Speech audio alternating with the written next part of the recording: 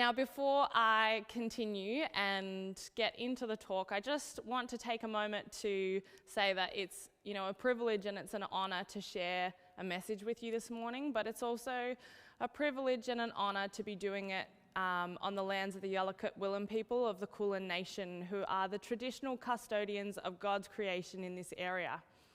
Earlier this week, I was talking to some of the young adults and we were discussing reconciliation. And I was telling them about how I've, been born and raised in Newport. This is my home. It always has been, and it always will hold a very special piece of my heart. To the point where sometimes when I'm wanting to feel connected to home, I will especially take a detour from wherever I'm going to drive down Mason Street. I'll take a right off Williamstown Road into Mason Street and I'll do the little zigzag around the roundabout. I'll pass the backyard on my left. I'll pass Christchurch, this beautiful building that we get to worship in every week. And then I'll get to the rise, sort of where Tarago Place is on your right. And out to the left, there's this beautiful scene of a little rolling hill, the top of the houses of the western suburbs, and in the background, the beautiful scenery of the mobile refinery factories. But my favourite time to hit that rise of the day is at golden hour. And there is something about that moment for me driving along Mason Street where I'm just like, I'm home and I'm connected to this space. And for me, that's the closest experience I have to feeling connected to country, or that's what I describe as a connection to country for me. And a beautiful Aboriginal auntie once said to me, for her it was all about sitting on her front porch at home, listening to the birds, looking out with a cup of tea at the beautiful gum trees and hearing the birds sing. And I wonder where you are this morning, what beautiful lands you are living, working, playing on, or listening to this message on this morning. I wonder how you're feeling connected to the land around you. And I just want to acknowledge and take a moment to, realize how precious it is for me to share this message with you on lands that have been so well cared for many generations by the Yalukit Willam people. So there will be some slides throughout this talk. One's going to pop up on your screen right now. This morning's talk is called Life is the Raw Stuff, with the little speech bubble of becoming people of the raw stuff. It's connected to this week's theme on the Love series that we have been doing, which is a series on, today it's on Philia Love. But the sermon title today is Life is the Raw Stuff. Now, you might be wondering, where did you get this title for the talk, Beth? And why have you decided to title your sermon something groovy rather than just saying, we're talking about Philia Love today? Well, I'm going to tell you a little bit why. In February 2021, this year, I wrote in my journal at the top of the page, Life is the Raw Stuff. I just finished listening to a song called Raw Stuff by a family friend of mine. His name's Didiri and he's on Spotify. If you have a moment, check him out. The song is beautiful and it's heartbreaking. And it's about a moment of raw stuff in his life. His parents were going through a separation. They'd spent years raising 3 beautiful kids and their marriage was coming to a close. And as I wrote down those words at the top of the page, life is the raw stuff, I just started to list raw stuff moments for me over the last year. And something that's a key theme at the moment is that I've been having a lot of conversations with people that living in these pandemic times really has a funny way of bringing the raw stuff to the surface. And we're all grappling with how do we manage that? How do we manage having so much raw stuff being brought to the surface and not being in the same kind of rhythms and community that we usually would be? In October 2020, so this is where my key raw stuff moment happened, where I wrote it down in my journal. In October 2020, I had a moment of life being the raw stuff. And I also got to experience what it's like to be around people who are about the raw stuff of life. At that time, we were all working from home, All my social workers on the stream out there, it's not fun doing social work via telehealth essentially, and I'm sure there's many others of you who've done work from home over the last 18 months, and it can be a real struggle sometime. In October last year, I probably hit the worst point of working from home since the pandemic began. And to describe it to you, the best way and the only way for me to describe it to you would be around a Instagram reel. Now, you know, the Leslie, Pams and Margarets of this world would be all over the reels. The Laura Clarks of this world, I don't know if she knows. I don't know if she's hip enough for that kind of stuff. But if you have watched this reel, it's this amazing, beautiful and hilarious reel where basically the caption is, when you're on your way to work and ... And there's a woman sitting in her car and she's just like, whoop, whoop, pretending like she's going to swerve off the road. Now that's a very humorous way to describe how I was feeling. I remember sitting in my lounge room and I was doing an online training, and when, you know, the moment where they're like, go and grab a tea and coffee, you know, go for a little pace around your house because we need to keep going on the training. I was spending those coffee breaks just crying and feeling the most unsafe I've ever felt in my own home and with my own company. About a week after that experience of watching the training online, I was invited to Matt and Tessa's place with Laura. And we were sitting in the lounge room at Matt and Tessa's, and Matt just asked me point blank across the couch, Beth, on a scale of 1 to 10, how burnt out are you? What a question. What a question to be asked straight down the line. But it was in that moment that Matt gave me the language for what I'd been experiencing. I was this close to burnout, and to have him verbalise that and for me to say, hey, I'm probably at a 9.5 was the catalyst for some change starting to take place. I rocked into work next week and I had a meeting with my boss and I said, look, this crazy stuff's happening with this client group. I'm about to take the on-call phone. I've got this personal stuff going on in the background at home. Could somebody from my team please take the on-call phone so I can survive the next couple of weeks? And like the beautiful team that they are, one of my colleagues jumped to the rescue and said, yep, I'll absolutely take the on-call phone. I'll take it for a week. I'll take it for 2. And this particular colleague probably would have taken it for 6 months if she could have. She's a legend like that.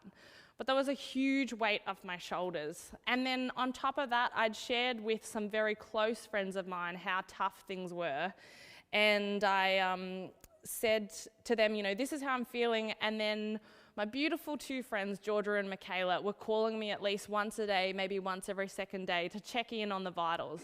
Have you eaten today? Did you sleep last night? Did you go for your walk? Have you stretched? Have you put your lavender on your pillow? Have you done your mindfulness and meditation? Georgia and Michaela have been amazing at walking me through times in my life that are really the raw stuff. And I'm not going to focus on it today, but I got to say that it's often in times of real rawness that we need our community the most and that we need to lean on them the most. And Brené Brown talks about, you know, it's really important in those moments to show up and be seen. Or as C.S. Lewis puts it in his book, The 4 Loves, to love is to be vulnerable. It's really important that we engage ourselves in those moments and reach out to others. So, talking about love, next slide please, Laura. Today we're talking about Philia Love. And as you'll see on the screen, Philia Love is all about friendship love. Kind of like the incredible and timeless TV show Friends. Philia Love is about having a lot in common with your friends, doing everything together. It's the kind of love that we see in the Bible. The passage is in John 21, and Simon Peter very seriously says, I'm going fishing, boys. And all the disciples perk up and they're like, well, we'll come with you then. And I just love in moments like that the gospel is so parallel to what we see happening in our everyday lives. It reminds me of, for instance, Christian Jasper saying, I'm going golfing, boys, and all the how boys perking up and saying, we're coming with you, Matt. Or Laura Clark saying, I'm heading down to the pub, ladies, for a pint. And all the girls going, we're going with you, Laura, we're going for a pint. Philia Love, though, it does go a little deeper and beyond just joining in activities together. It's a mutual respect and shared devotion. It's joint interests and common values. And I don't know if you recall a couple of weeks back, David Jasper was talking about love, and he talked about, thank goodness, he wouldn't sell Christian, his son, to pay off his debts. He also said to us that when Christian was born and he was holding Christian in his arms, he had this real moment of like, I would die for you, absolutely die for you. Now, the closest that I know of that is some of my really, really close, firm friendships. If I could, I'd swaddle those fully grown adults in my arms who've been really key in my life and say, I would die for you. Philia love, it's a deep friendship, and it's the love expressed through friendship or through, brothers and sisters in Christ or friends coming together and loving each other in different seasons. So today, we're going to explore a little bit about how do we love one another through authenticity and vulnerability and create safe spaces for connection and belonging. How do we do a really good job of philia love? Next slide, thanks Laura. On the screen, you'll see that there's a passage from Acts 2:42 to 47. It's an incredible passage of scripture, and it's a model of the early church and how they loved one another as a community.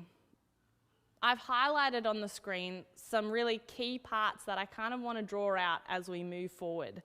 And it brings me to my first point, that to show philia love to one another, we need to practice hospitality. It says there on your screen that, I love the bit where it says, they shared meals at home, every meal a celebration, exuberant and joyful. Now, anybody who knows me well knows that I love hospitality. I love food, most importantly, but I love hospitality and I love having people over. And sometimes Laura does too. And that's where the magic happens. Hospitality is something that is proving to be challenging in these times. I think you'd all agree with me that it's a struggle when we really just want to have our friends over at home and the restrictions are saying, stay home and don't have people over. So today I want to talk to you about hospitality a little bit more from the hospitality of the heart and how we approach hospitality, both when we're allowed to have people over, but also when we're not. How do we have a hospitality of the heart? So I just want to read to you from an incredible book that I've finished reading recently, which is a passage from Henry Nouwen's Reaching Out. And I'll just get it up. Henry Nouwen is a Dutch priest. He's a professor, writer, and theologian. He has really key interests in psychology, pastoral ministry, social justice, and community. And you wonder why I'm quoting him today. He says in his book, Reaching Out, when he's talking about hospitality, hospitality, therefore, means primarily the creation of a free space where the stranger can enter and become a friend instead of an enemy. Hospitality is not to change people, but to offer them space where change can take place. It is not to bring men and women over to our side, but to offer freedom not disturbed by dividing lines. It is not to lead our neighbour into a corner where there are no alternatives left, but to open a wide spectrum of options for choice and commitment. It is not an educated intimidation with good books, good stories, and good works, but the liberation of fearful hearts so that words can find roots and bear ample fruit. It is not a method of making our God and our way into the criteria of happiness, but the opening of an opportunity to others to find their God and their way. The paradox of hospitality is that it wants to create emptiness, not a fearful emptiness, but a friendly emptiness where strangers can enter and discover themselves as created free to sing their own songs, speak their own languages, dance their own dances, free also to leave and follow their own vocations.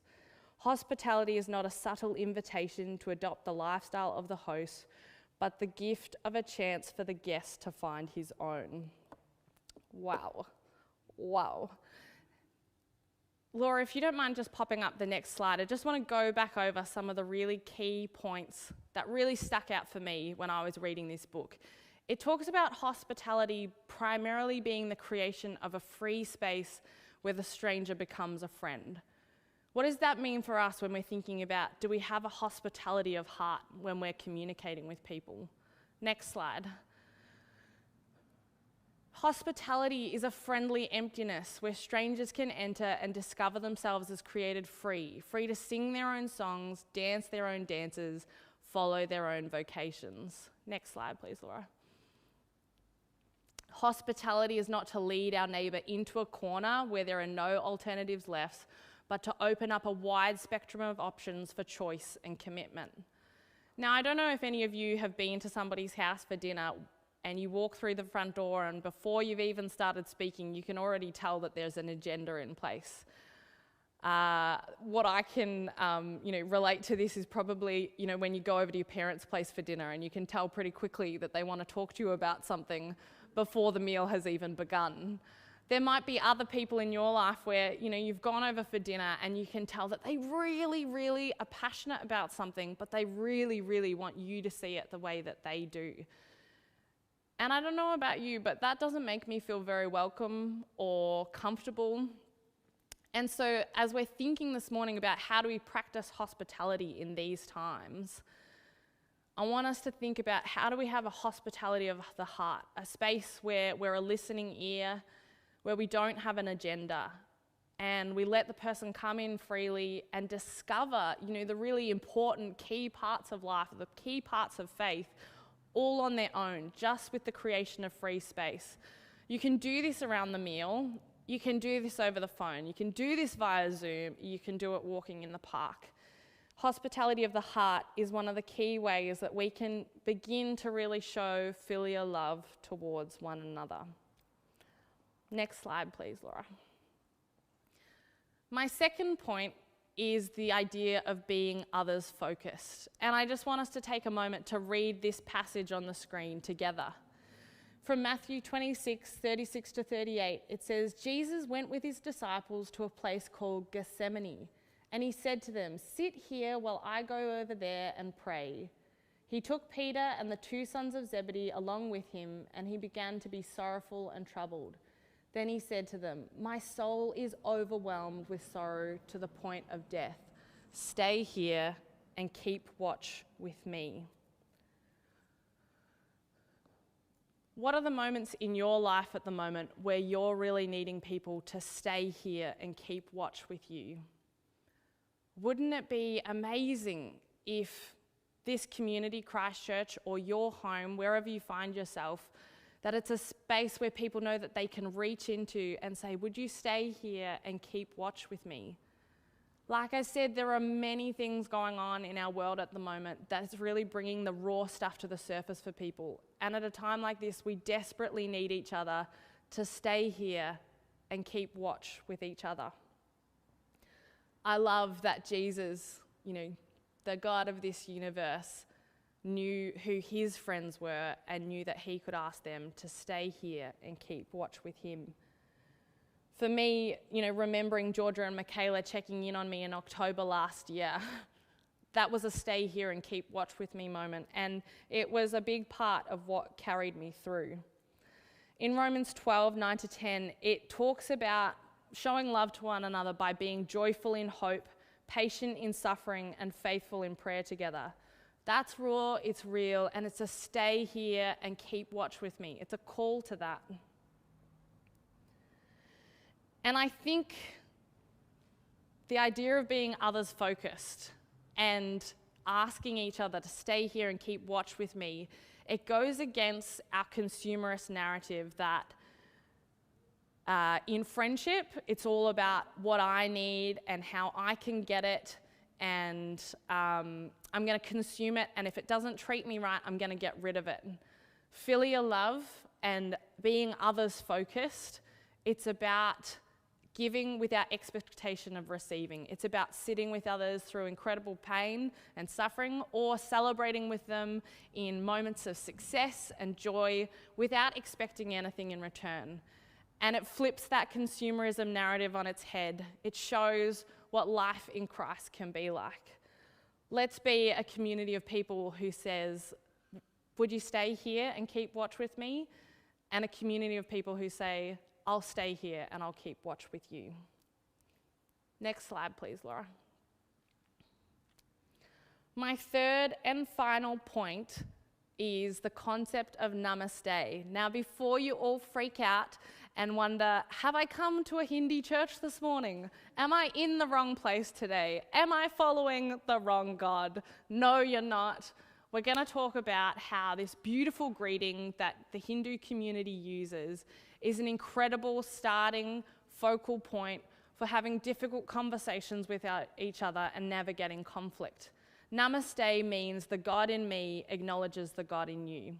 Now, I don't know where you all are at in terms of faith. You might be atheist or agnostic. You might have a very strong relationship with God.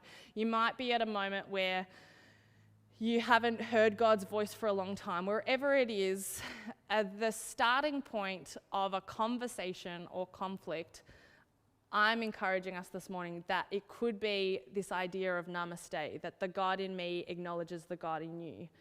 And my personal belief is that we are all created by God. We all have divine DNA coursing through our veins, as Richard Rohr puts it. We are all created by an incredibly loving God who loves us. And so when I meet another person in the street, I believe that God is in them and he is in me as well. I don't know about all of you, but I think at the moment there's also a lot of tricky conversations that the world is engaging in, that our society is engaging in, and also some really tricky conversations that church communities are having to grapple with. Things that maybe once were the norm can no longer be the norm. And that's hard. Those conversations are hard. I know you know what I'm talking about because we've all had them. We've all had conversations that are tricky and that create conflict. And so my encouragement around the God in me acknowledging the God in you, that it is possible that it could be the starting point and the guidepost in those difficult conversations, because they do need to happen, they will happen, but we can do it in love. We can show Philia love to one another in those conversations, and starting with the idea that there is God in me and there is God in another person is an incredible equalizer. In John 13 on the screen, as it says, love one another as I have loved you. That's a big call to love, isn't it? Because God is incredibly loving, more so than we could ever imagine. In Mark 12, it says, love your neighbour as you love yourself. Don't know about all of you, but I love myself a lot. And as my dear grandmother Nance Matthews would do, she'd flick her hair like this and she'd have tickets on herself and she'd be like, yeah, I'm pretty fabulous, actually. Displaying that to other people, that deep love that we have ourselves, that deep affirmation that we might have for ourselves to other people is a big call, I think. And I just want to think a little bit more about Nance Matthews or the people who have gone before us. Next slide, please, Laura. These three women that you see on the screen are incredible giants of Philia love. Nance Matthews, who you see there having a humble cup of coffee, was incredibly well known in this local community for having an open door and showing Philia love to people. People would be in car accidents, they'd be homeless, they'd be going through divorce, etc. And my grandmother and my grandpa would open their homes, show hospitality through incredible food, the sharing of stories, and a listening ear. And through that, many people came to know God. They became now other giants in the community of faith. Corrie ten Boom was an incredible advocate for forgiveness and of Philia love to people who had done her incredible wrong. In Eric Metaxas's Seven Women book, it talks about how Corrie ten Boom would meet with ex-Nazi military, and she would shake their hand and she'd just say, God, the God in me acknowledges the God in this person. You know, you have your way. She housed many refugees, Jewish refugees fleeing the Nazi regime, but she also had those difficult conversations with people who saw things very different to her. And it was an incredible testament to Philia Love in the Bible. And as you all know, the incredible Mother Teresa, she was incredibly known for her acts of love in this world. Mother Teresa talks about intense love not having a measure, that it just gives. She also talks about how when you judge people, you have no time to love them, that love can't break through that judgment. And I think about these three women and their testimony, and I think about it in relation to me, and when I think about engaging with people who I have difference with, or that I don't see eye to eye with, that I'm not the only one and I'm not the first one, and I definitely won't be the last. That, as it says on the screen, we stand on the shoulders of giants. And I'm sure all of you can recall people in your life or historical figures who are incredible testimonies to filial love being enacted in our world.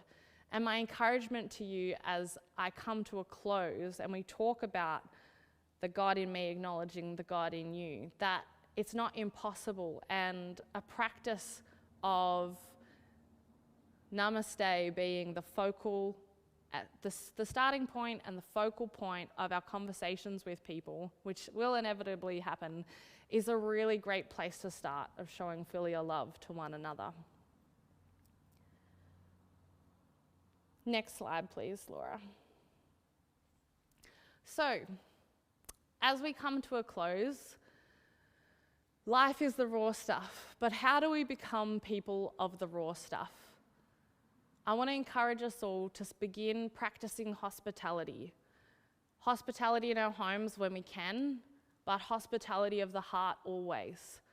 Creation of free space where people can learn to love one another and love God too.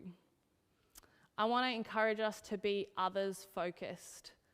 Listen for where people are asking you, would you stay here and keep watch with me? And think about the things happening in your life where maybe you need to reach out and say, would you stay here and keep watch with me also? And last but not least, this idea of Namaste in conflict and difficult conversations that are happening in our world today. Let it be a starting point and a guidepost for our communication with each other. I've seen filial love incredibly expressed in many spheres of my life.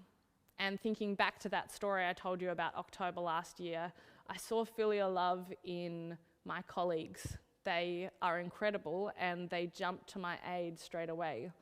I see filial love in Matt Howe asking me the point-blank question, in Georgia and Michaela in checking in on me.